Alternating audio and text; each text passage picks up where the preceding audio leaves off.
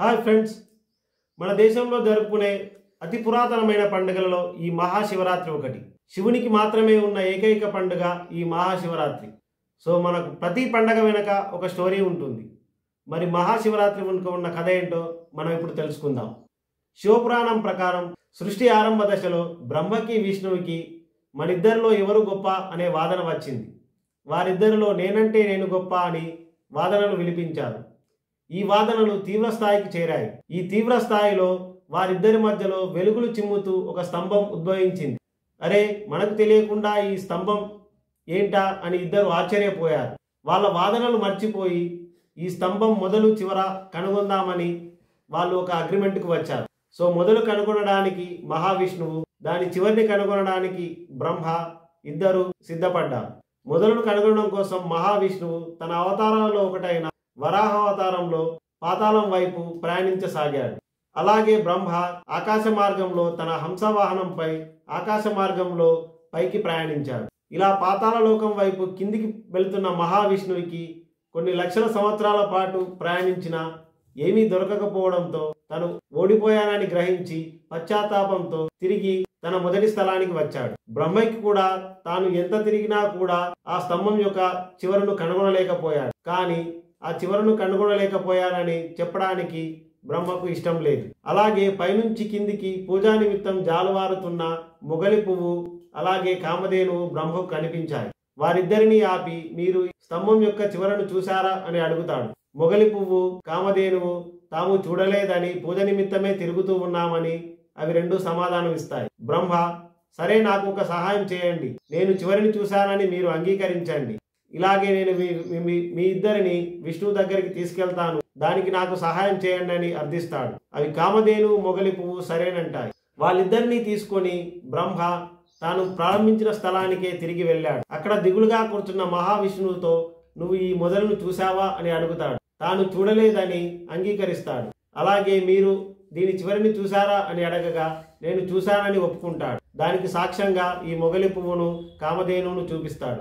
మొగలి పువ్వు సరేనని తల ఊపుతుంది. కానీ కామధేనువు సరేనని తల ఊపుతూ కాదు అని తోకతో సైగ చేస్తుంది. ఆ బ్రహ్మ మాటలు విని ఆ వెలుగుతున్న స్తంభంలో నుంచి ఒక శక్తి ఉద్భవిస్తుంది. ఆ శక్తే మహాశివుడు.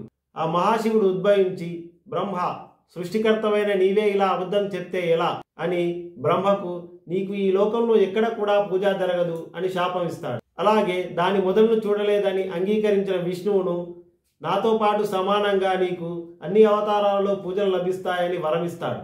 అలాగే ఈ అబద్ధం సాక్ష్యం చెప్పిన మొగలి పువ్వును, నువ్వు పూజకు పనికిరావు అని శాపం ఇస్తాడు. తలతో అవునని, తోకతో కాదు అని చెప్పిన కామధేనువుకి, నీ తలవైపు పూజ చేసిన వారికి శాపాలు, నీ వెనక వైపు తోక భాగం వైపు పూజ చేసిన వారికి పుణ్యాలు లభిస్తాయని శాపం వరం రెండూ కలిపి ఇస్తాడు. ఈ కథ ముఖ్య ఉద్దేశం ఏమిటంటే ఎవరు గొప్ప అని కాదు, మనలో ఎవరు గొప్ప అనే వాగ్వాదాలు జరుగుతూ ఉంటాయి. మనలో ఈ పేరుకుపోయిన ఈ అజ్ఞానాన్ని తొలగించడానికి బ్రహ్మ విష్ణు మహేశ్వరుల రూపంలో ఈ కథను మనకు వివరించడం జరిగింది. మన అజ్ఞానాన్ని తొలగించి ఆ లింగ రూపంలో ఈ శివుడు ఉద్భవించిన ఈ మార్గశిర బహుళ చతుర్దశి నాడే మనం మన అజ్ఞానాలు తొలగిపోవాలని ఈ మహాశివరాత్రిని జరుపుకుంటాం. పురాణాల్లో శివరాత్రి జరుపుకోవడానికి మరో కథ కూడా ప్రాచుర్యంలో ఉంది. అదే శివుని వివాహం. ఈ శివపార్వతుల కళ్యాణం జరగడానికి కూడా ఒక బలమైన కారణం ఉంది. అదేంటో ఇప్పుడు తెలుసుకుందాం. పూర్వకాలంలో తారకాసురుడు అనే ఒక రాక్షసుడు ఉండేవాడు. అతడు శివుని ద్వారా ఒక వరం పొందాడు. శివుని కుమారుని ద్వారా మాత్రమే అతనికి మరణం సంభవిస్తుంది. ఆ వరగర్వంతో తారకాసురుడు అనే రాక్షసుడు ముల్లోకాలను ముప్పు తిప్పలు పెట్టేవాడు. అలాగే స్వర్గలోకాన్ని కూడా ఆక్రమించుకున్నాడు. ఇది తెలిసిన బ్రహ్మ, శివుని కుమారుడు కావాలంటే శివునికి పరిణయం జరగాలి.